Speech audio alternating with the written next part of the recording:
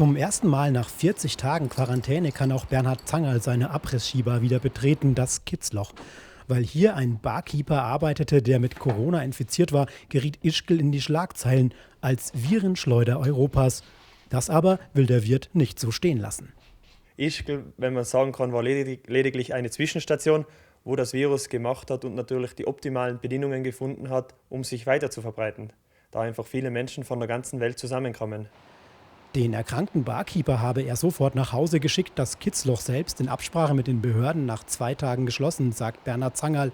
Doch andere Bars blieben offen, auch der Skibetrieb in Ischgl lief weiter 5 Tage lang.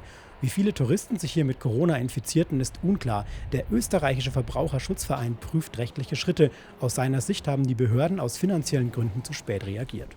Ischgls Bürgermeister Werner Kurz widerspricht, man habe immer nach aktuellem Kenntnisstand der Gesundheitsbehörden gehandelt. Dass sich Menschen in Ischgl mit Corona angesteckt haben, bedauert er, sagt aber: Es ist nichts schief gelaufen. Wir sind angewiesen auf die vorgesetzte Behörde, das ist die Bezirkshauptmannschaft, Land oder Bund. Nach diesen Verordnungen haben wir alle Sachen nach bestem Wissen und Gewissen umgehend umgesetzt. Die Ereignisse wolle man mit den Behörden zusammen aufarbeiten. Noch sind ohnehin alle Hotels in Österreich geschlossen. Doch sollte der Ruf Ischgls langfristig Schaden nehmen, fürchtet man, dass viele der 1,2 Millionen Wintertouristen wegbleiben.